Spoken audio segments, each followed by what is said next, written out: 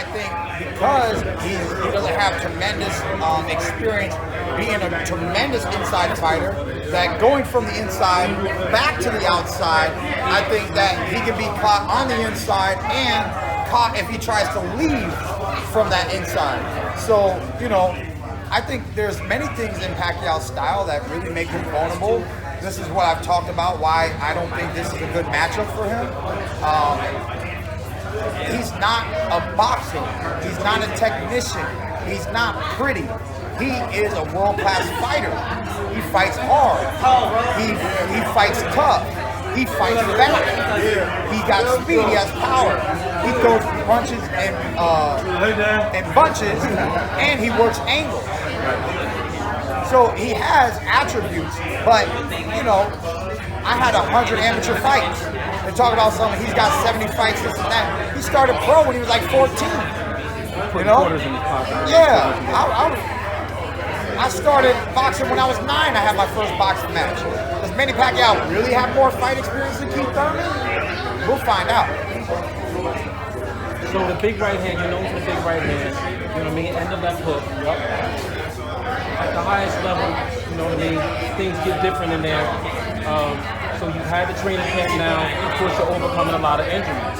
How confident are you in your physical capabilities on July 20th? Well, you know, we wouldn't make this. Because Freddie Roach is saying that you're still injured.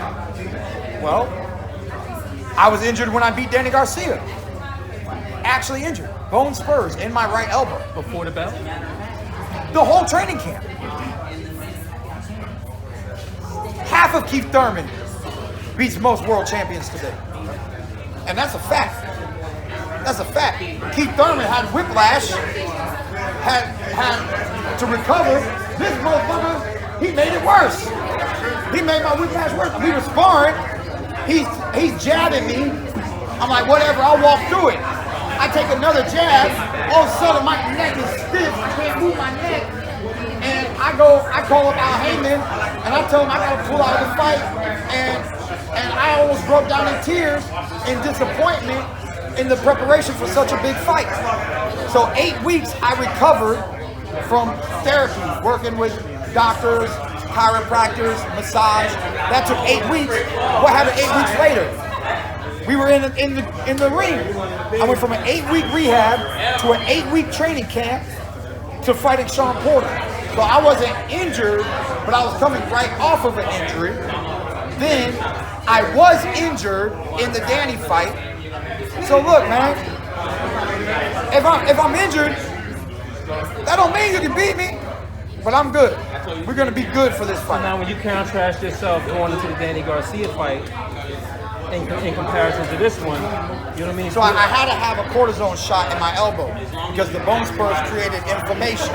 I had that problem when I hit that heavy bag right there. So I had to stop hitting the heavy bag.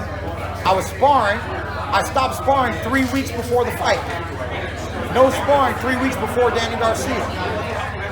So, you know, I trained hard, I was in good shape, and I got the job done. Still sparring for this one? Oh, sparring's done now. Yeah, we got trying to compare, you know, when you stop this one opposed to that one. Yeah, you know, but at least I got my 12 rounds in with my partners, 3 different sparring partners, and all, you know, and I'm not gonna have a fresh Manny Pacquiao every 4 rounds. I'm gonna have a regular fighter in front of me. A smaller guy, a vicious guy, like a dangerous little pit bull. But at the end of the day, man, I believe that I can tame him. Hell no. Good luck on